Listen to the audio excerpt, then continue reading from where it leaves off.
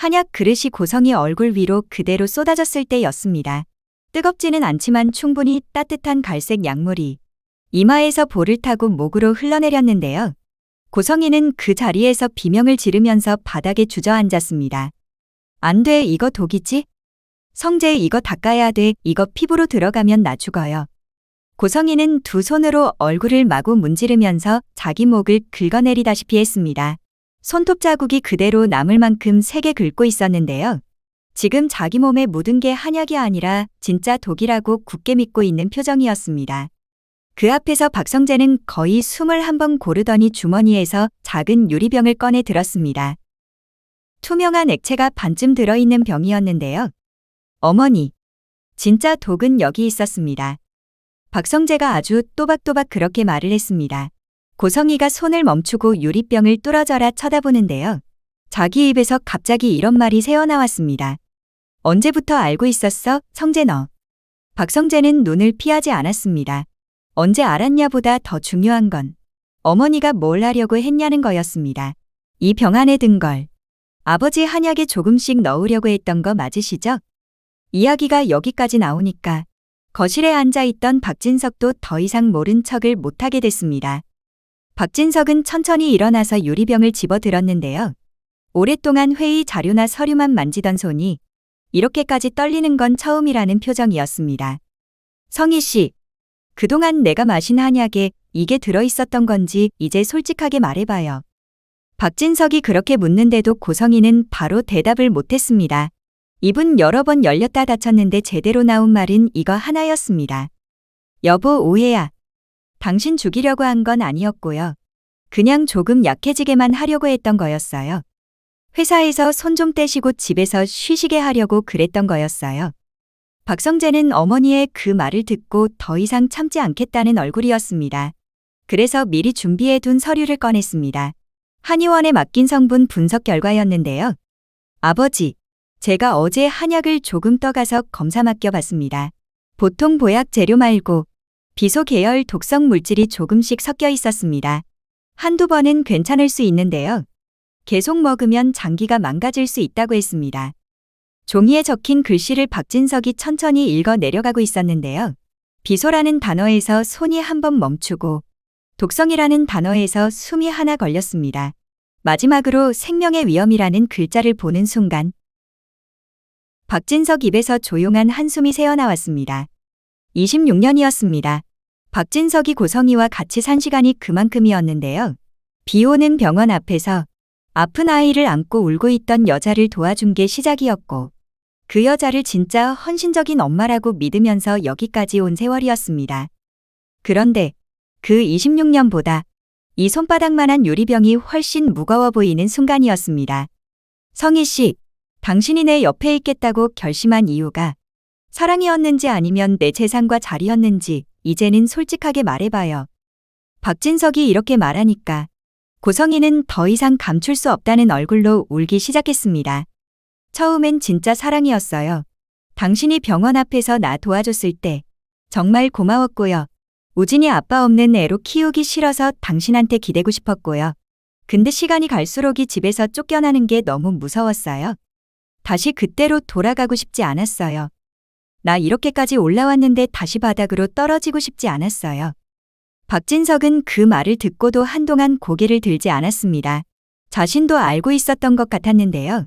차마 인정하고 싶지 않아서 버텨온 느낌이었습니다.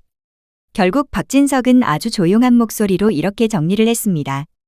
그럼 이제 이렇게 해야겠네요, 성희 씨. 성재야. 박성재는 아버지가 자기 이름을 부르는 순간 이미 어떤 말을 들을지 알고 있다는 표정으로 대답했습니다. 네, 아버지. 저 여자를 이 집에서 내보내라. 이 한마디가 떨어지는 순간 거실 공기가 완전히 바뀌었습니다. 고성이는 바닥에 엎드리듯이 박진석에게 매달렸습니다. 여보, 나 한 번만 봐줘요. 다시는 안 그럴게요. 검사도 받고 상담도 받고 뭐든 할게요. 우리 영나 생각해서라도 한 번만 더. 영나도 그 말을 듣고 흔들리는 눈을 보였는데요. 결국 고개를 돌렸습니다. 박영란은 이날 처음으로 엄마를 엄마라고 부르기가 어려워졌습니다. 엄마라는 말이 살려달라는 도구처럼 들리기 시작했기 때문이었습니다. 현관까지 끌려가던 고성이는 마지막까지 신발이라도 신게 해달라고 버텼습니다. 맨발로 나가면 너무 비참하다고 했는데요. 박성재는 단호하게 말했습니다. 어머니, 이 집에서 나갈 때는 이 정도 비참함은 감수하셔야 됩니다. 결국 고성이는 맨발로 문 밖에 서게 됐습니다. 문이 닫히는 소리가 나는데요. 그 소리가 26년을 함께 살던 집과의 마지막이라는 걸 고성이도 알고 있었습니다. 그렇게 집에서 쫓겨난 지 얼마 지나지 않았을 때였는데요. 이번에는 같은 사람이 수갑을 찬 피의자 신분으로 검찰청 계단을 올라가게 됩니다. 언론은 이 사건을 그냥 넘어가지 않았습니다. 재단 이사장이 친딸에게 간이식을 강요하려 했다는 의혹, 옛날 화재 현장에서 한 아이만 안고 나왔다는 의혹, 남편 몰래 한약에 독을 넣었다는 의혹까지 하나씩 기사로 나오기 시작했습니다. 당연히 수사가 열렸고 고성이는 피의자 신분으로 소환 통보를 받았는데요. 그날 아침 박진석과 박성재는 멀찍이서 그 모습을 조용히 보고 있었습니다. 수사관 둘에게 양팔이 잡힌 채 고성이가 계단을 올라가고 있었는데요. 늙었다는 말보다 힘이 빠졌다라는 표현이 더 어울리는 모습이었습니다. 기자들은 한꺼번에 질문을 쏟아냈습니다. 친딸 지은호에게 간이식을 강요했다는 말, 사실인지 묻고 싶습니다. 옛날 부산 화재에서 한 아이만 안고 나왔다는 이야기, 어떻게 된 건지 설명 부탁드리겠습니다. 남편 한약에 독성 물질을 넣었다는 분석 결과 어떻게 생각하시는지 한 말씀 해주시기 바랍니다. 이런 질문들이었는데요. 고성이는 대답을 하지 못했습니다. 입을 열면 눈물부터 나올 것 같았기 때문입니다.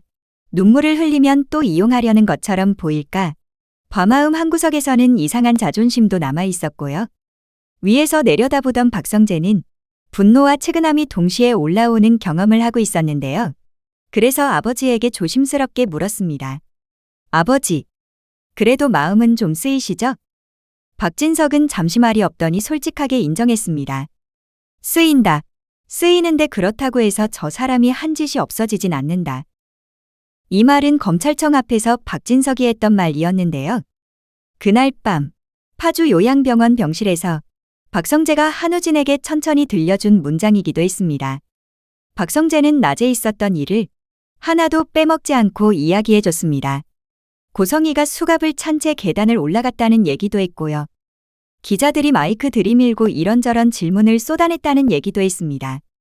그리고 그 장면을 보면서 아버지 박진석이 쓰인다, 쓰이는데 그렇다고 해서 저 사람이 한 짓이 없어지진 않는다 라고 말했다고 전했는데요. 한우진은 침대에 기대 앉아서 그 말을 듣는데 가슴 한가운데가 묵직하게 쿵 눌리는 느낌이 들었습니다. 자기를 살리려고 했다는 말과 자기를 죽일 뻔했다는 말이 한 사람에게 동시에 붙어 있는 상황 자체가 머리로는 정리가 안 되고 마음으로만 내려앉는 느낌이었던 거죠. 그러면서도 한우진은 한 가지 생각만큼은 또렷하게 들고 있었습니다. 고성이가 수갑 차고 끌려가는 그 짧은 시간이 불 속에 버려져서 보육원에서 자라온 지은호의 20몇 년보다 훨씬 덜 고통스러울 수도 있겠다는 생각이었는데요. 불난 시장에서 혼자 남겨졌던 지은호의 인생에 비하면 한약에 독을 타다가 걸려서 법 앞에 서게 된 죗값이 훨씬 가볍게 느껴진다는 그 생각이 한우진 가슴을 더 무겁게 눌러 앉게 만들었습니다. 한편 검찰청 계단에서 벌어지던 일보다 조금 더 이전에 훨씬 위험한 순간이 한 번 더 있었습니다. 양평 쪽 숲속 별장 안 비밀 병실에서 한우진의 심장 모니터가 갑자기 난리를 친 날이었는데요.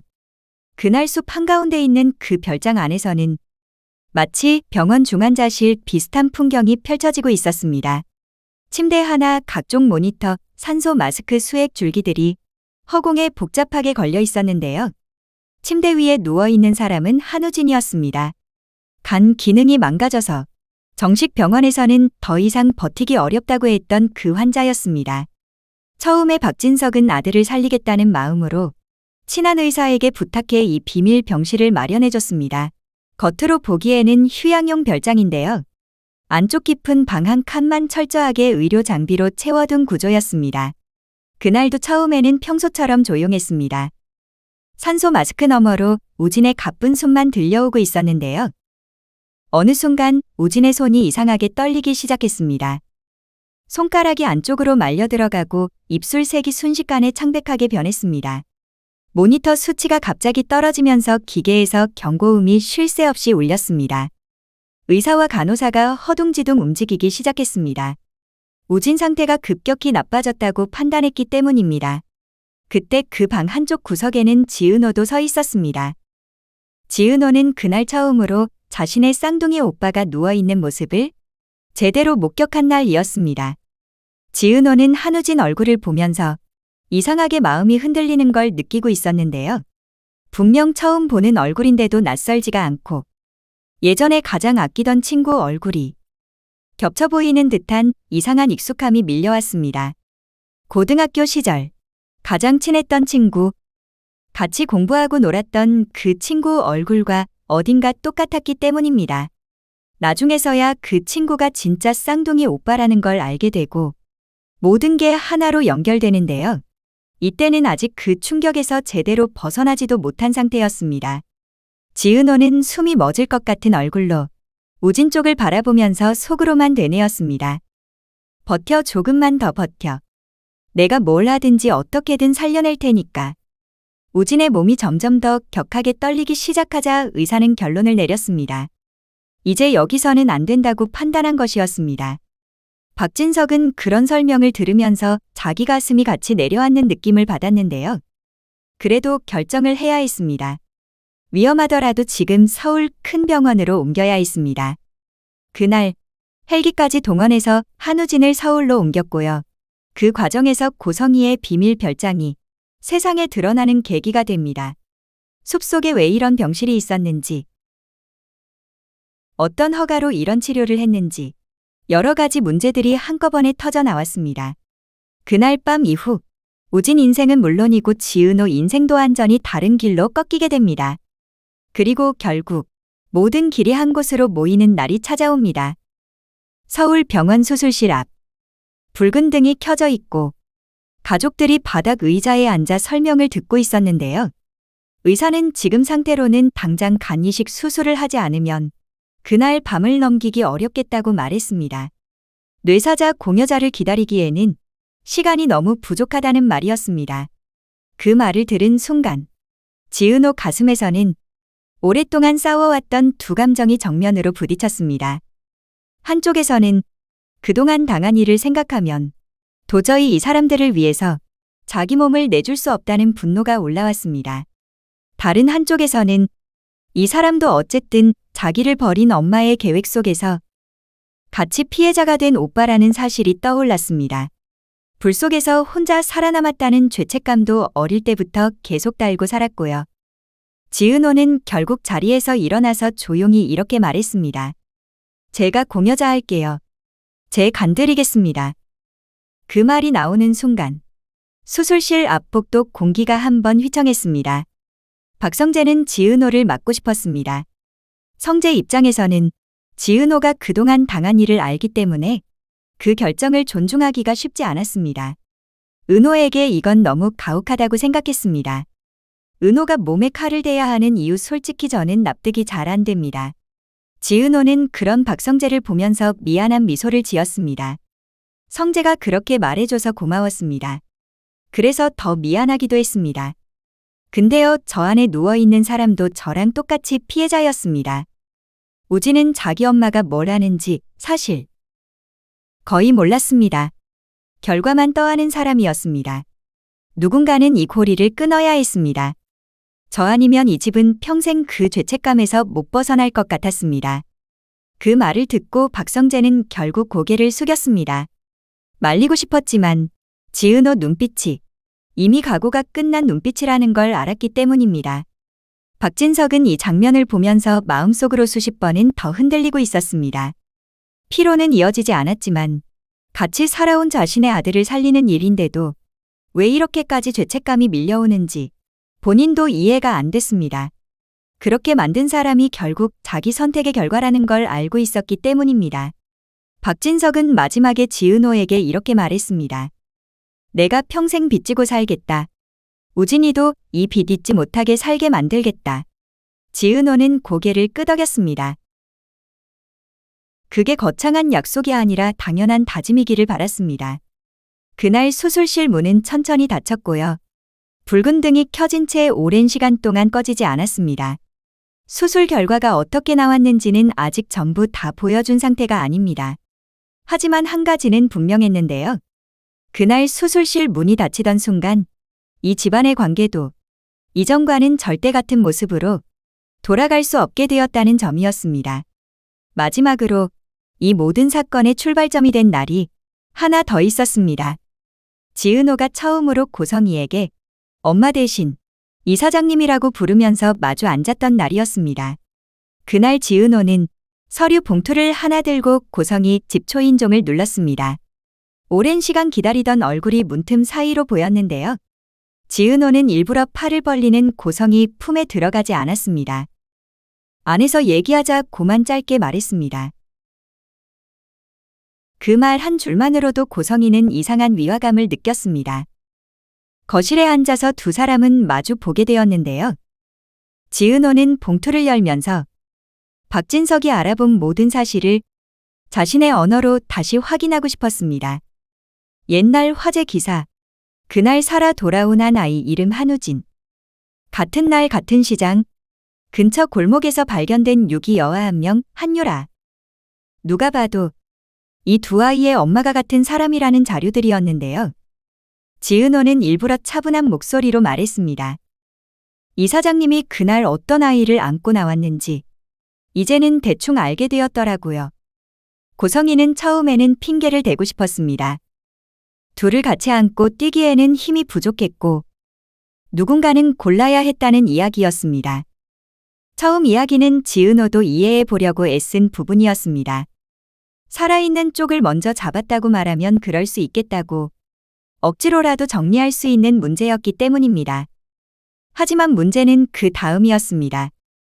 지은호는 두 번째 서류 뭉치를 꺼냈습니다. 수십 년 동안 자신을 뒤에서 관찰했던 기록들이었습니다.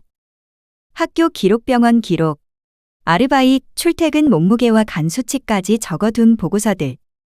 지은호는 그 종이들을 내려다보면서 한동안 말을 잇지 못했습니다. 누군가 자신 인생을 뒤에서 세세하게 들여다보고 있다는 사실을 알게 된 날, 사람 마음이 얼마나 무너지는지 그때 처음 알았기 때문입니다. 결국 지은호는 이렇게 정리해서 말했습니다. 저를 찾은 이유가 미안해서였는지, 간이 필요해서였는지 이제는 알게 되었습니다. 그러고 나서 엄마라는 호칭을 내려놓고 고성이 이사장님이라고 부르기 시작했습니다. 그 순간부터 이 집안의 화려한 날들은 천천히 금이 가기 시작했습니다. 그리고 그 금이 결국 독이 든 한약 그릇, 양평 별장 수술실, 복도검찰청 계단까지 쭉 이어진 것이었고요. 이야기가 여기까지 왔는데요. 아직 끝은 아닙니다. 독이 숨겨졌던 한약, 숲속에 숨겨져 있던 병실, 불 속에 버려졌던 쌍둥이, 수술대 위에 눕게 된 오빠와 동생. 이 모든 걸 지나서 이제 남은 건 살아남은 사람들이 어떻게 서로를 마주 보느냐였습니다. 한우진이 완전히 회복했을 때 우진은 지은호를 어떻게 부를지, 고성이라는 이름을 어떻게 입 밖으로 꺼낼지, 박성재와 지은호는 서로에게 어떤 자리를 허락할지 아직 보여드리지 않은 장면들이 더 남아 있습니다. 궁금하시다면 지금 구독과 좋아요, 알림 설정까지 꼭 눌러두시면 좋겠습니다. 다음 이야기에서 이 사람들의 진짜 화려한 날들이 어떤 모습으로 다시 시작되는지 조금 더 깊이 들려드리겠습니다.